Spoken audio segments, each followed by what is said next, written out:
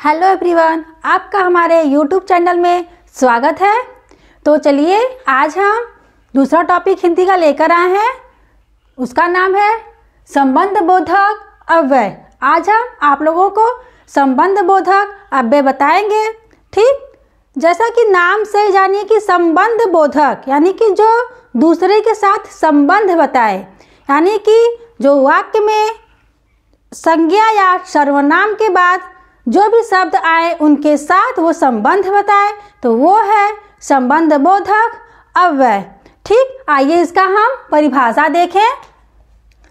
परिभाषा देखिए, ऐसे शब्द जो संज्ञा या सर्वनाम शब्दों के बाद लगकर उनका संबंध वाक्य के अन्य शब्दों के साथ बताते हैं, संबंध बोधक अव्यय कहते हैं। ठीक, जो शब्द अव्यय शब्द यानी कि संज्ञा या सर्वनाम के बाद आकर वाक्य के दूसरे शब्द के साथ संबंध बताए, वो है संबंध बोधक अव्यय। जैसे हम कहें आगे, पीछे, ऊपर, नीचे, आसपास, ये सब शब्द दूसरे शब्द के साथ संज्ञा सर्वनाम आने के बाद ये संबंध बताते हैं, तो ये है संबंध बोधक अव्यय। चलिए देखिए इसका उदाहरण। जैसे है पेड़ के नीचे गाय है। ठीक, यहाँ पे पेड़ और गाय के बीच में जो संबंध के नीचे ये जो शब्द है, ये जो अव्यय है, पेड़ और गाय के बीच में संबंध बता रही है, तो ये नीचे जो है वो संबंध बोधक अव्यय शब्द है। ठीक, और दूसरा है एग्जाम्पल, उसके साथ बच्चे भी गए। उसके साथ बच्चे भी गए, यानी जो यहाँ पे साथ शब्द है ये है संबंध बोधक शब्द। यहाँ पे के नीचे, यहाँ पे साथ, ये दोनों शब्द संबंध बोधक अव्यय शब्द हैं। ठीक, तो आइए हम देखें संबंध बोधक अव्यय कितने प्रकार के होते हैं। ठीक, तो चलिए देखें इनके प्रकार। अर्थ के आधार पर मुख्यतः ये 9 प्रकार के होते हैं। मुख्यतः 9 मतलब कि ये 10 भी हो सकते हैं, कहीं कहीं पे ये 11, 12, 13 भी दिया है, लेकिन मुख्यतः अगर देखा जाए तो ये 9 प्रकार के होते हैं। आइए देखिए वो 9 प्रकार कौन कौन से हैं। पहला है कालवाचक, दूसरा स्थानवाचक, तीसरा दिशावाचक, चौथा है साधनवाचक, पांचवा विरोधवाचक, छठवां समतावाचक, सातवां है साहचर्यवाचक, आठवां है विषयवाचक और 9वां है कारणवाचक। तो ये मुख्यतः 9 प्रकार के हैं। अब आइए इन 9 प्रकार के पूरा डिटेल देखते हैं। ठीक, पहला प्रकार कालवाचक संबंध बोधक अव्यय। काल मतलब कि जो हमें समय का बोध कराए, कालवाचक यानी कि समय का बोध हो। ऐसे अव्यय शब्द जो हमें समय का बोध कराए वो है कालवाचक संबंध बोधक अव्यय शब्द। इसमें कौन कौन से शब्द आते हैं देखिए, आगे, पीछे, बाद में, पहले आदि। आगे, पीछे, बाद में, पहले आदि, ये सब हमें समय का बोध करा रहे हैं। जैसे हम देखिए ट्रेन समय से पहले आ गई, यानी कि समय से पहले। यहाँ पे जो पहला है, पहले ये है, इसका संबंध समय और ट्रेन में बता रहा है, तो ये ट्रेन समय से पहले आ गई। ठीक, तो ये है कालवाचक जो हमें समय का बोध कराता है। आइए दूसरा प्रकार देखें। दूसरा है स्थानवाचक।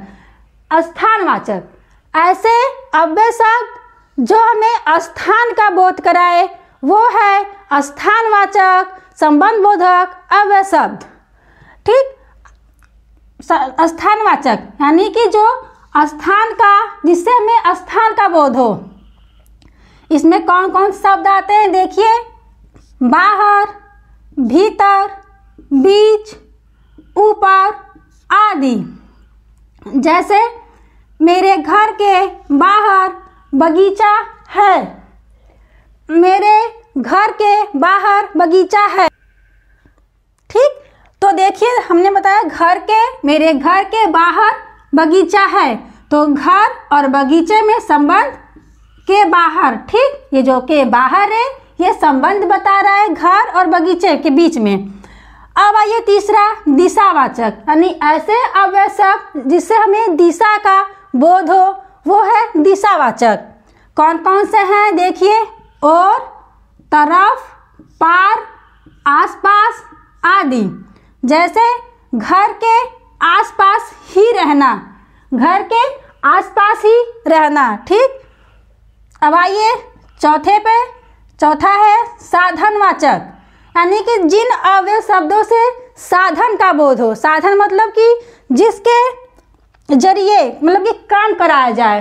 ठीक, यानी कि जिन अव्यय शब्दों से साधन का बोध हो वो है साधनवाचक अव्यय शब्द। देखिए इनमें कौन कौन से शब्द हैं, द्वारा, जरिए, माध्यम आदि। जैसे आपके आने का खबर राम के जरिए मिला। जरिए मतलब कि राम के माध्यम से जानकारी हमें मिली है। ठीक, तो वो है साधनवाचक, यानी कि जिससे साधन का बोध हो। आइए पांचवें पे चलते हैं।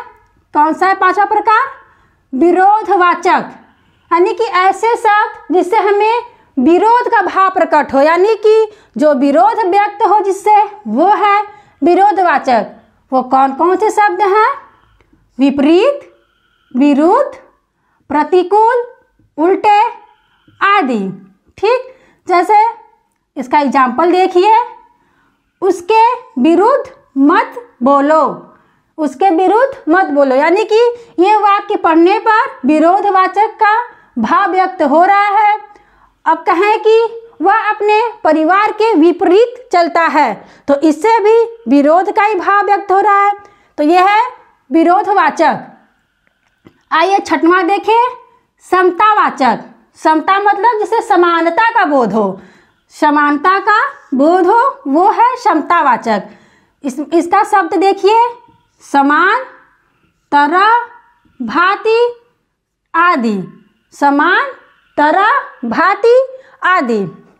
इसका एग्जाम्पल देखिए, राधा की तरह रानी भी सुंदर है, यानी कि जैसी राधा है सुंदर, उतना ही सुंदर रानी भी है, यानी कि राधा की तरह। यहाँ पे समानता दिखाया गया है कि राधा की तरह रानी भी सुंदर है। ठीक, आइए हम सातवें पे चलते हैं, साहचर्यवाचक। साहचर्य यानी कि जिससे हमें साथ, संगति इनका पता चले, वो है साहचर्यवाचक अव्यय शब्द। जैसे समेत, संग, साथ, सहित आदि। जैसे राधा नीरज के साथ बाहर गई। ठीक, यह है साहचर्यवाचक संबंध बोधक अव्यय।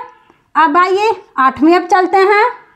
आठवां है विषयवाचक, यानी कि जिससे हमें किसी के विषय की जानकारी प्राप्त हो, किसी के बारे में। ठीक, यानी कि विषय की जानकारी प्राप्त हो, वो है विषयवाचक अव्यय शब्द। जैसे के बारे, के बाबत आदि।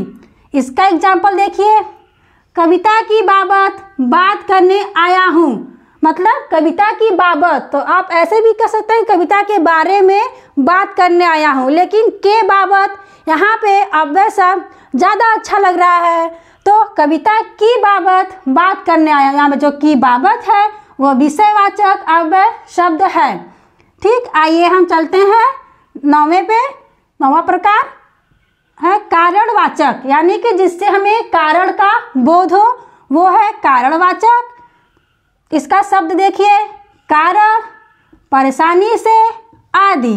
जैसे रमेश सुरेश के कारण चला गया। ठीक, ये हो गया पूरे संबंध बोधक के मुख्यतः 9 प्रकार। तो अब यहाँ पे कहीं कहीं विभक्ति के अनुसार भी संबंध बोधक अव्यय के प्रकार बताए गए हैं। जैसे वो 3 प्रकार के होते हैं, इसमें एक विभक्ति सहित होती है, एक विभक्ति रहित होती है और एक उभय विभक्ति। ठीक, तो उम्मीद है आपको आज की क्लास अच्छी लगी होगी और समझ में आई होगी। So thank you.